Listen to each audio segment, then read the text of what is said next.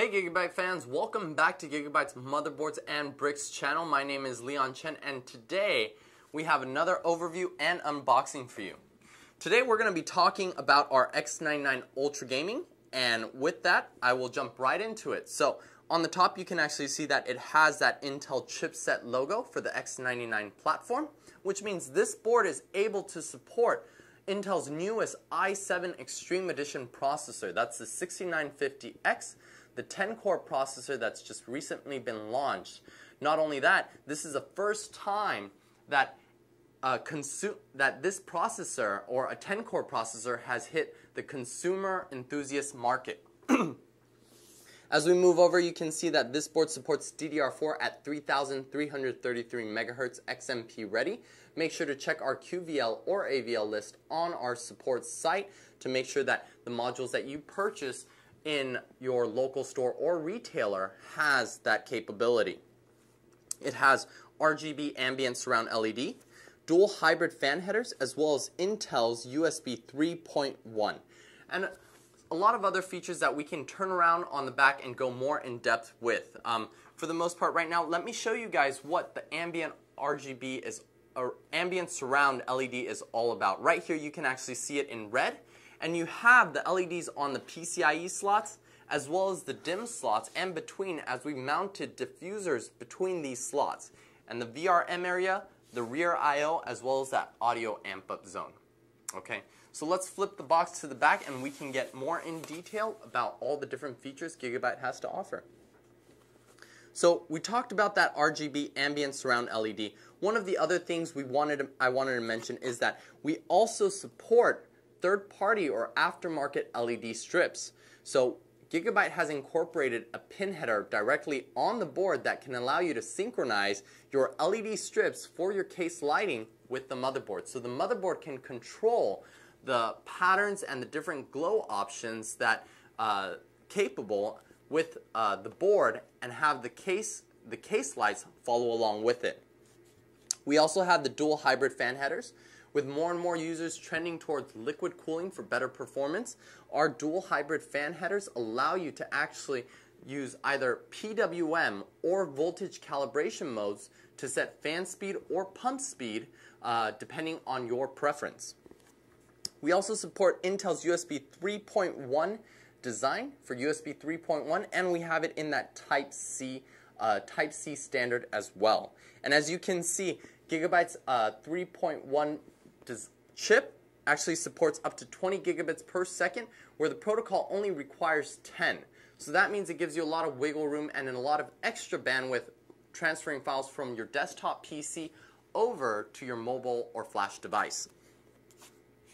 It also supports NVMe PCIe Gen 3 with the U.2 port on board. It has dual NICs on this board, so one killer NIC as well as one Intel NIC. And we also have our dual armor ultra durable design, which many of you guys might have seen with our 100 series on a lot of our boards on the PCIe slots, but this time we've introduced this technology over to our DIMM slots as well, our DDR slots, as well as innovating more on top of the PCIe slot armor.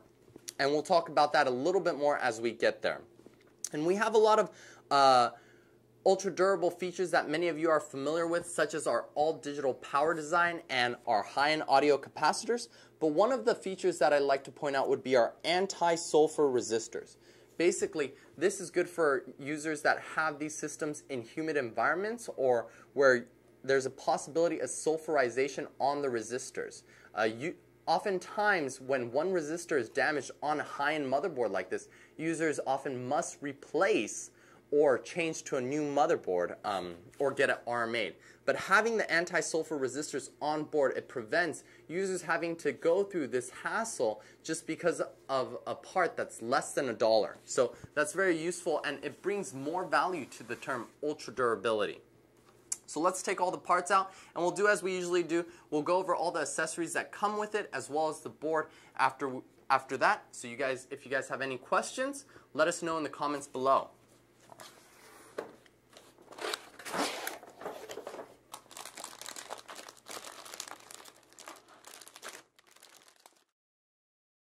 Alright, now that we have all the accessories out and the board on the side, let's dive into this heap of wonderful here and see what you get. So, you get a door sign for users that want to keep people out of their rooms when they're busy gaming.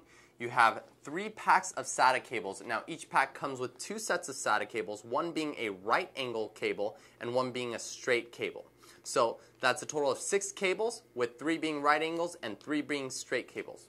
We also include, even though that this board is a gaming board, it doesn't mean it's not great for overclocking. So we also include a CPU power connector that allows you to add an additional 2 more power connectors to your CPU to provide for more stable power, but at the same time also prevent any overcurrent or over voltage. Okay, that's there as well. We also have cable ties, so Velcro cable ties that actually allow you to reduce cable clutter coming out the rear of your desktop PC, or if you want to just tie your mice and keyboard together so it doesn't move around, that's one of the options you can do as well. We have a 2-way SLI bridge. We have the G connector, which we've talked about and many of you are familiar with. Basically, you can connect your front panel pin headers to this, and then you can connect this whole piece, the block, directly to the front panel headers on the board. We have a padded rear I/O for a very premium feel. We also include a 3-way SLI bridge, and we also have this cable that helps connect your third-party aftermarket LED strips to the motherboard. Earlier we were talking about with the RGB ambient surround LED feature from GIGABYTE, you can actually synchronize the LEDs on the motherboard with your LED strips in the chassis or case. So this is very useful for those of you guys that want to have a more customized look and feel to your overall gaming system. We also have a driver disc, the user's manual, as well as a multilingual installation guidebook for you. Okay, so that's here, and also a case badge for you to show that you have a G1 gaming motherboard.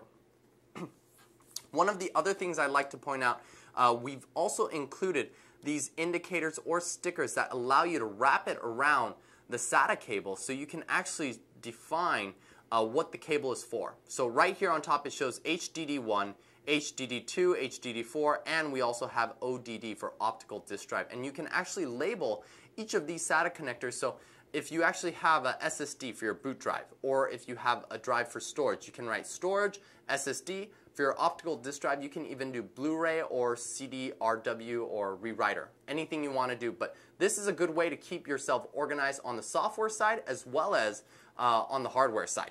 So very useful for users that want to stay organized and neat inside the case as well. Let's get this set aside and then we'll bring the board in to have a closer look.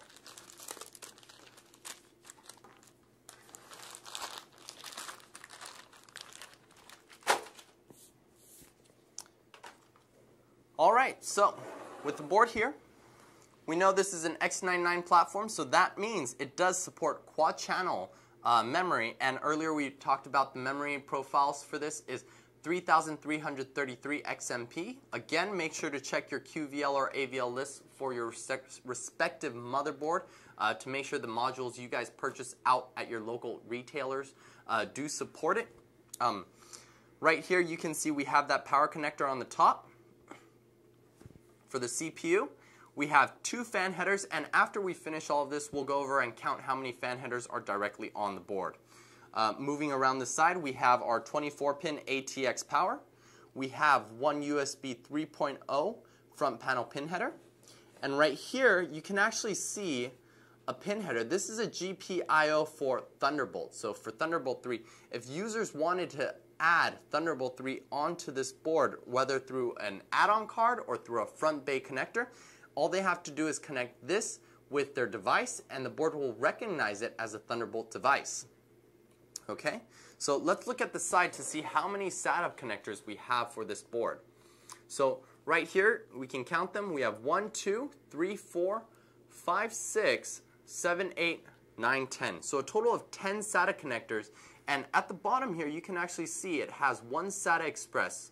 So if you choose to populate this SATA Express, you actually will also it also populates the respective 2 SATA ports right here.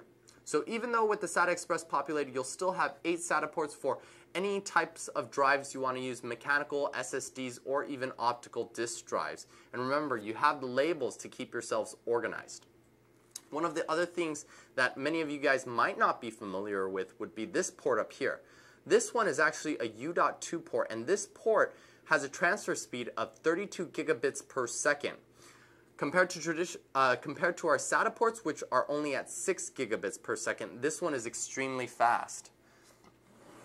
And as we move down the board, we have our front panel pin headers, which we were talking about earlier, and you can use that G connector so you can populate it a lot faster and a lot more conveniently. We have fan headers right next to that. We have another set of USB 3.0, and then we have 2 USB 2.0s next to that, and another fan header right after that.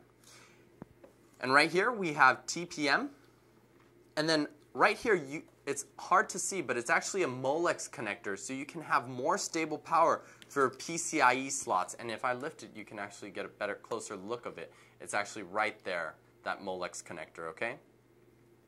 And right here next to that Molex connector, you can see a 4-pin connector. And this 4-pin connector is for that cable that we were showing you earlier. It allows you to sync the RGB lighting with the overall board, as well as with your case lighting for your system. All right, and right next to that, you have your front panel audio.